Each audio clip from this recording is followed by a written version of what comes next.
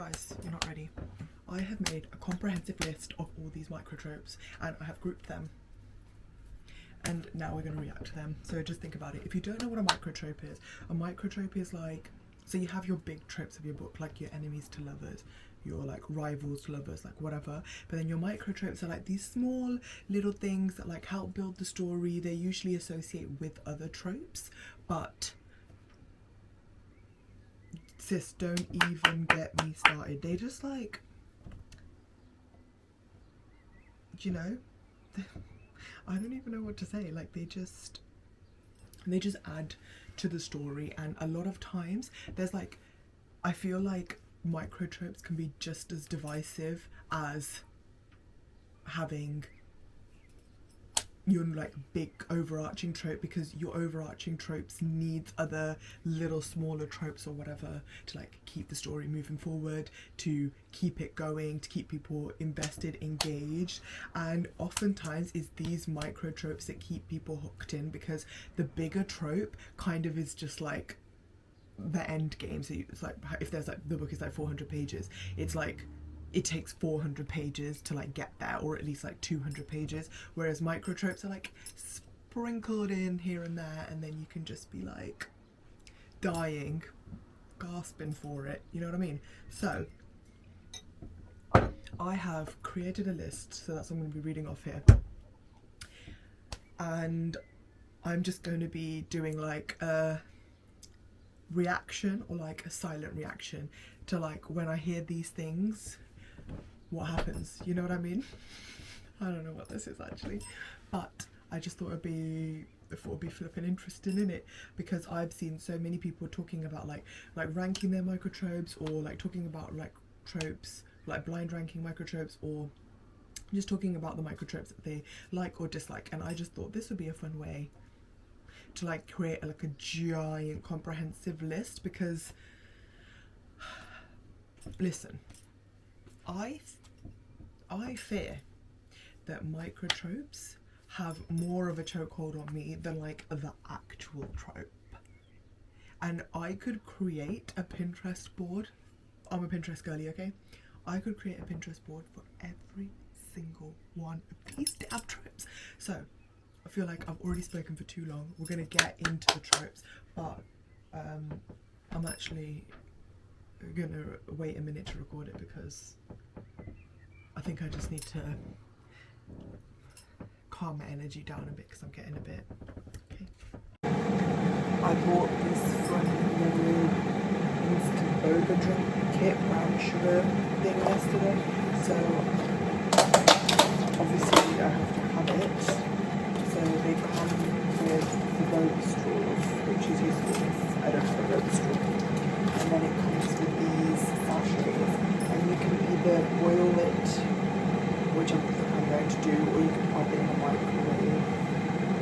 But I think I want to boil it because it just feels like it's going to be safer. And then you just put in milk and you just stir it. So let me boil the kettle, I'll be back. So it doesn't take that long, and then it's like this. Now, I don't even need scissors.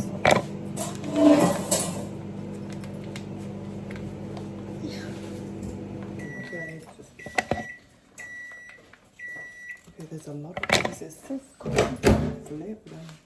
Okay. Now I pour. Oh, it smells so good. I've now accidentally lost some. Okay, well, that's all over my hands now. Love that for me. Well done. Okay, so it like puts this much. I'm gonna put some ice now.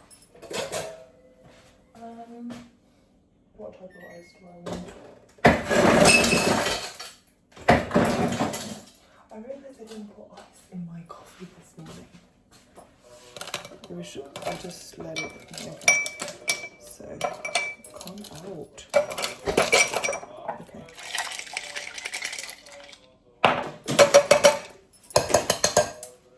And now add some milk.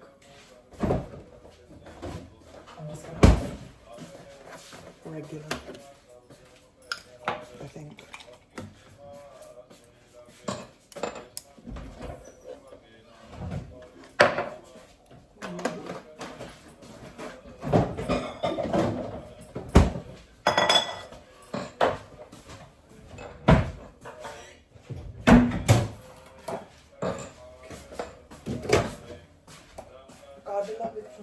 ਤੇ ਰੱਖਿਆ ਆਪਣ नहीं काट लांगे ਨੇ ਮੈਂ ਤਾਂ ਉਧਰ ਰੱਖਣੇ ਲੱਗੀ ਸੀ ਮੈਂ ਕੱਢ ਰੱਖਣਾ ਤਾਂ ਨਹੀਂ ਕਰਦੀ ਮੈਂ ਤਾਂ ਵਿੱਚ ਪਿਆ ਸੀ ਮੈਂ ਕਿਹਾ ਆ ਰੱਖ ਮੈਨੂੰ ਵਿੱਚ straw.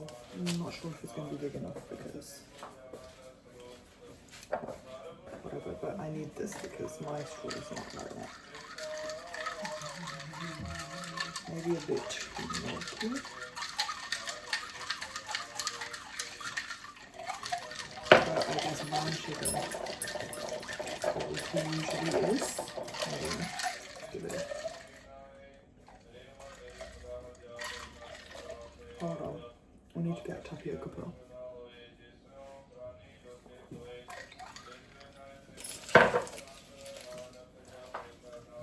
What?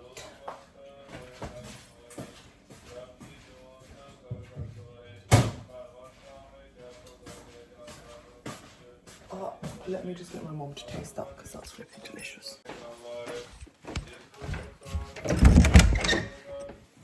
Taste this. Has it got coffee in there? No, it's brown sugar bubble tea. It tastes exactly like if you go to a... It's got coffee in there. It smells it. No, it doesn't have coffee in it. Did you get a pearl? No, I didn't get a pearl, Oh. but that tastes quite nice. It tastes exactly like if you went to a bubble tea shop. Now I got a pearl.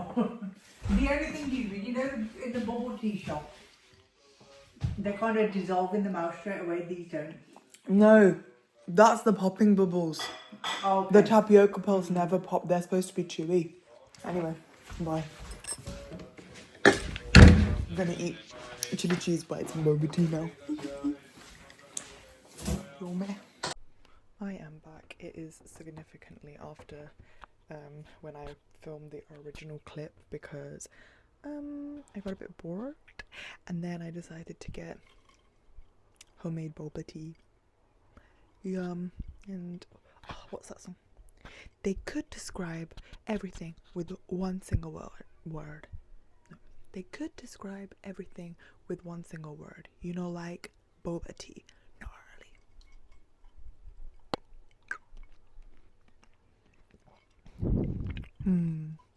Brown sugar milk boba tea. I love it. I love it. Anyway, back to the tropes because that's what we're all here for. So, like I said, I'm going to do like, I've broken them down into sections and then from those sections I've got the microtropes and I've got loads, okay? I've got lots.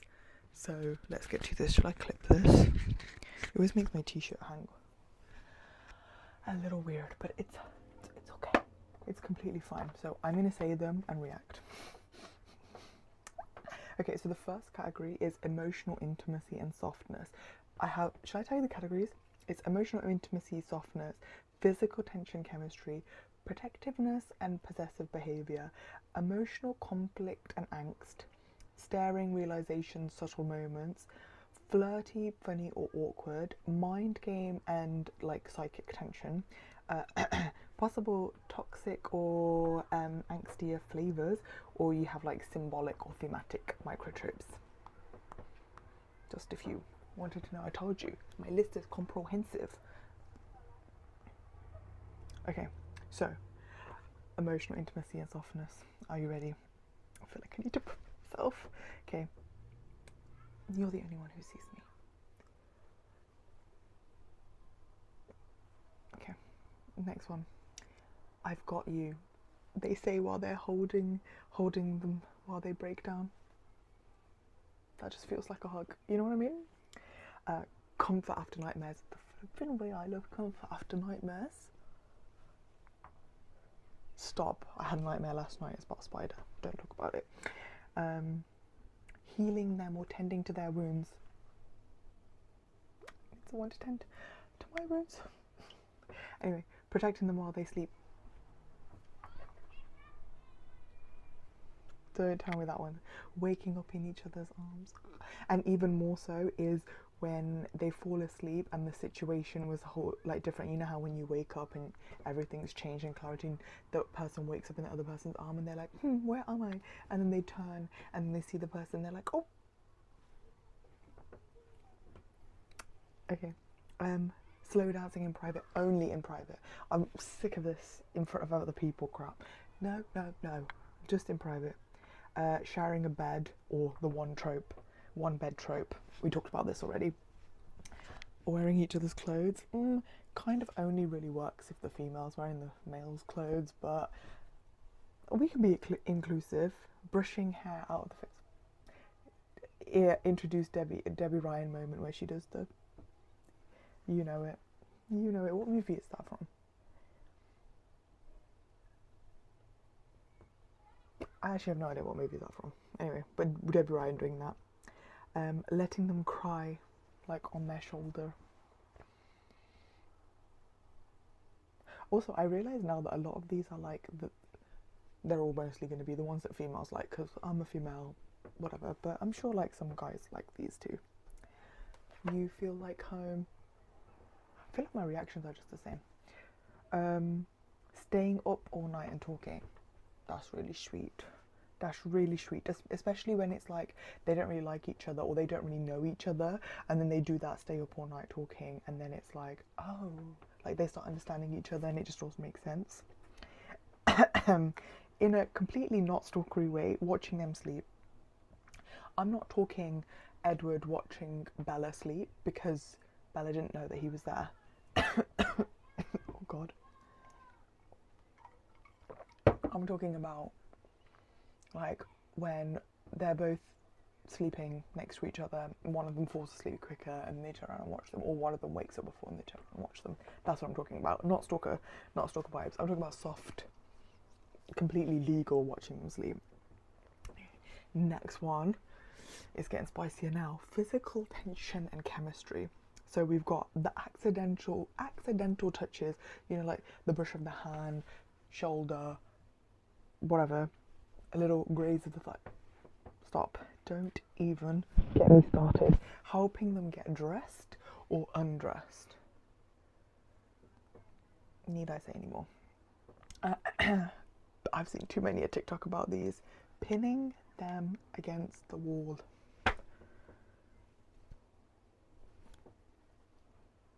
Hand on the small of the back. The amount of times I've seen that line, but I will never get over it. Never.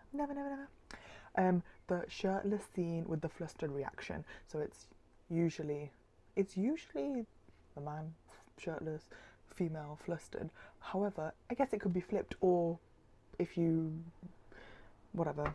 It doesn't have to be male and female. It could be female, male. I don't know. I haven't personally read that, but I'm sure they've got them. Catching them changing. Not too sure about that one, but I thought I'd include it on the list for the girlies who like that. This one's kind of the same, so I won't say it. The "do you trust me?" question before they do something intimate. Sir, don't ask me that at this time, okay? Because the answer is probably gonna be yes. Pulling them closer during sleep. Sweet. The "you were jealous" or "you like that, don't you?" Stop it. Teaching them to fight, or like whenever they have a training montage, basically. Sitting like on their laps or in between them legs to help with something. I'm not going to say what that something is. Get your head out of the gutter. Okay? Get your head out of the gutter. Okay, next. Protective and possessive behaviour. I love this. Touch them and they die. Yes. If my significant other doesn't feel the same way like this, you gotta go, sis. You gotta go. Jealousy that they can't hide. Like, they try, but it's not working. Guarding them in a crowd. Stop it. I flipping love that.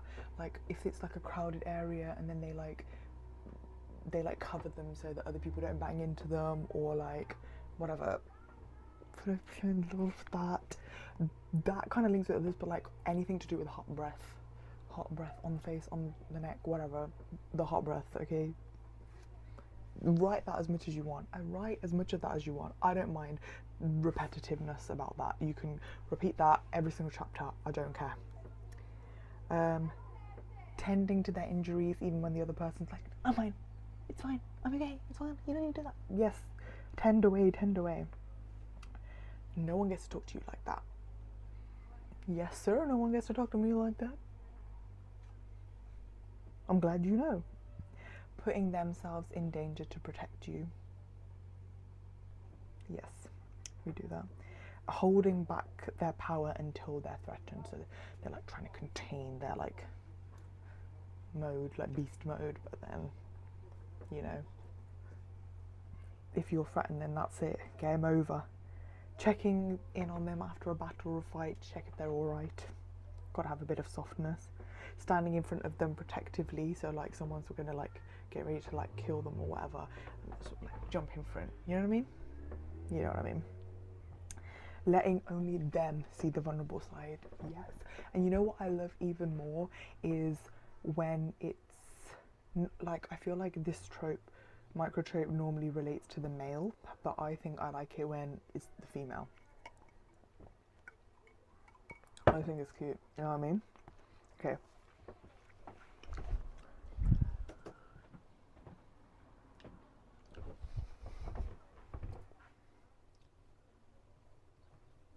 Okay, we've got emotional conflicts and angst now.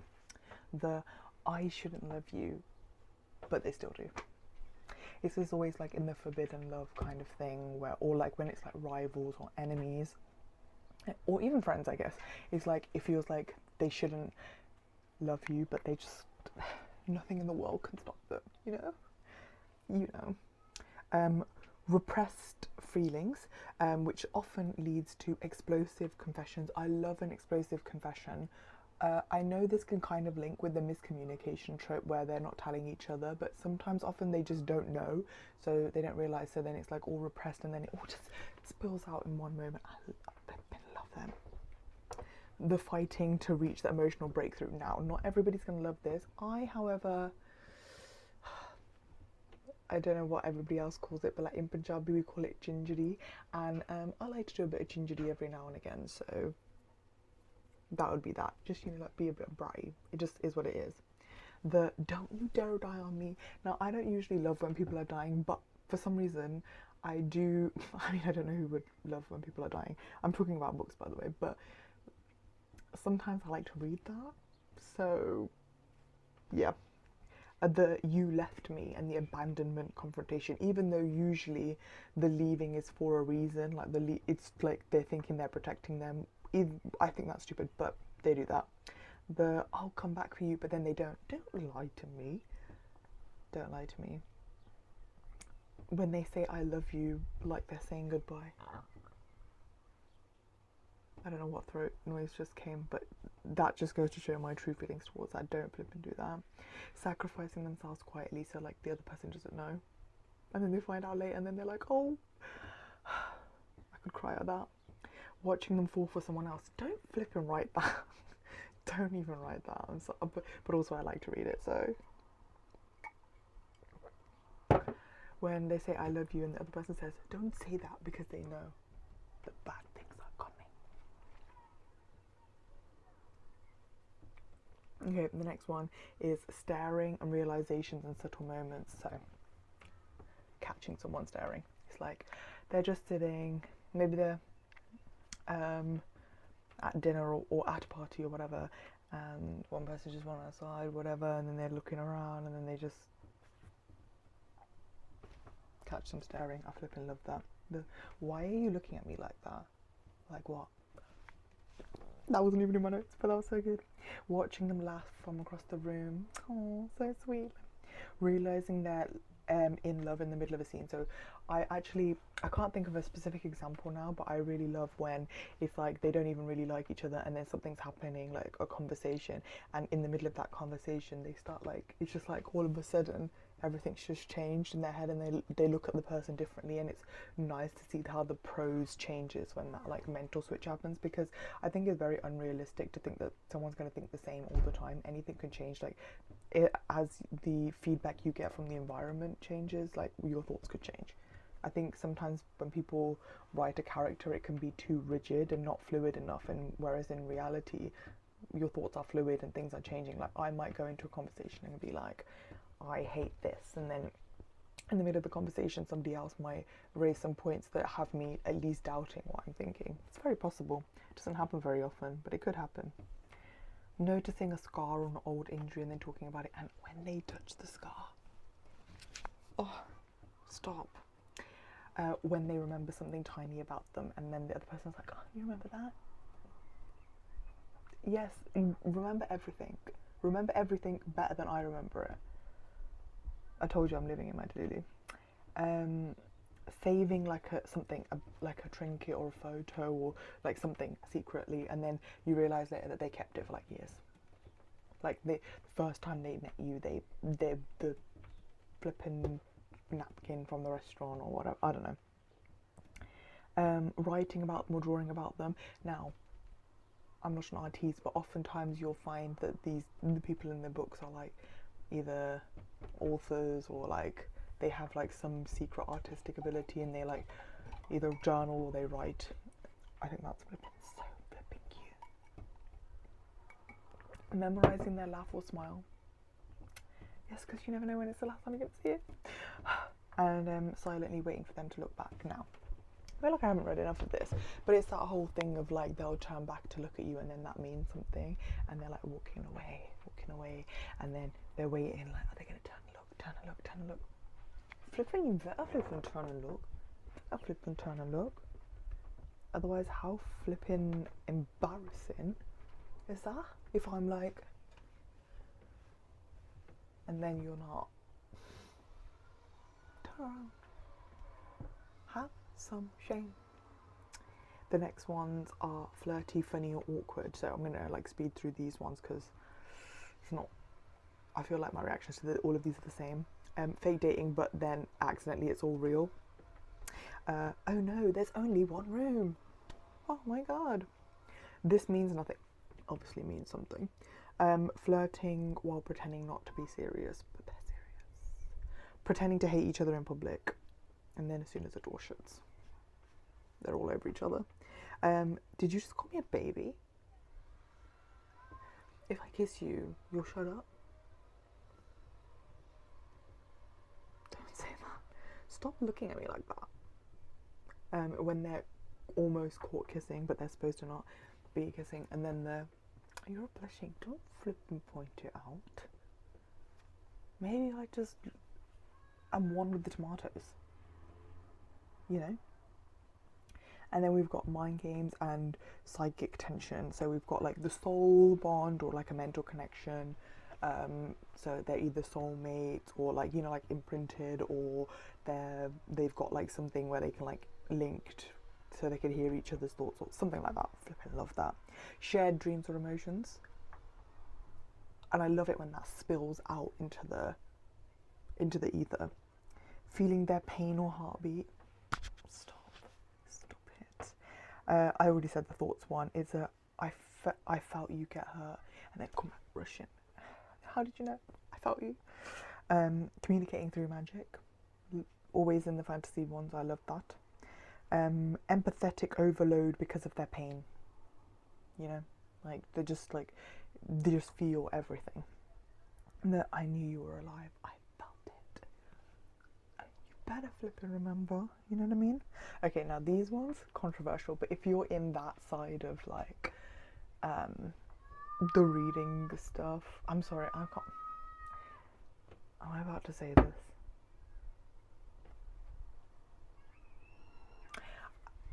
I know that there was this massive phenomenon on like socials, but like specifically on TikTok, where it's like guys realizing the books that some females are actually reading, and they're like, and they're like not too thingy about it. Listen, it's a book, so that covers any sin, okay? At least I'm telling myself that. The possibly toxic or angstier stuff, so the your mind kind of like possessive vibes. You can do that softly, but you know what I mean. The rough confession after jealousy, where it's like, why even do that? No. Because I love you,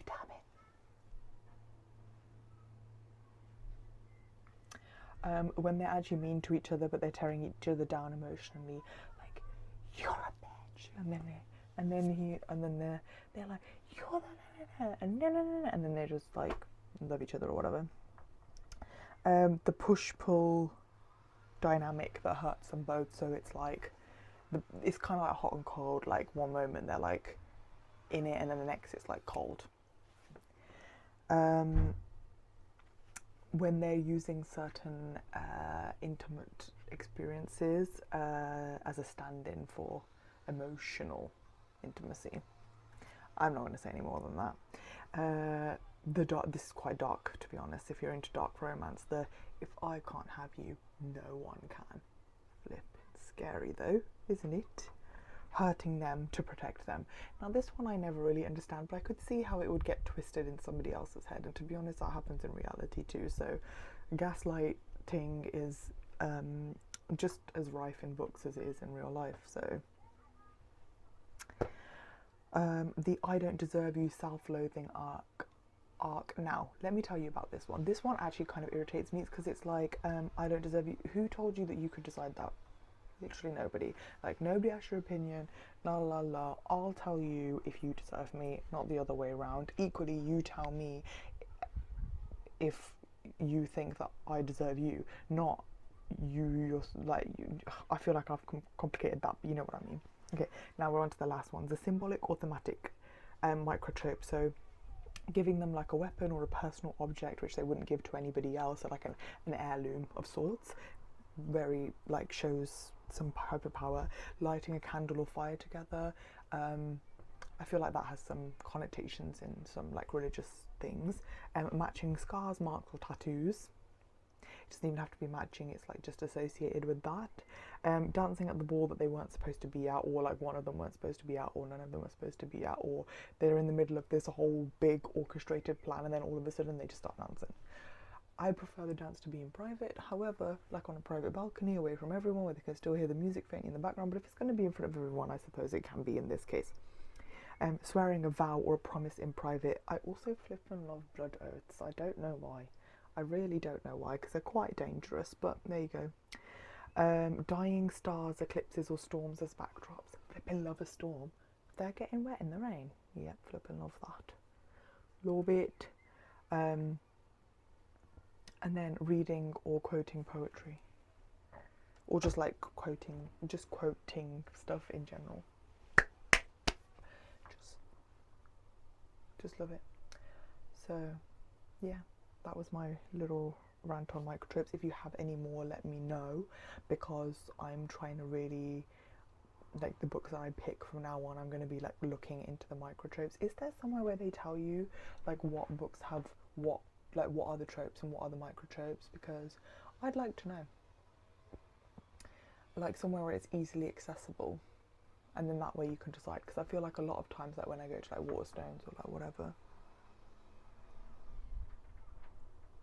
it can be a bit overwhelming because it's like, what do I pick? You know? Anyway.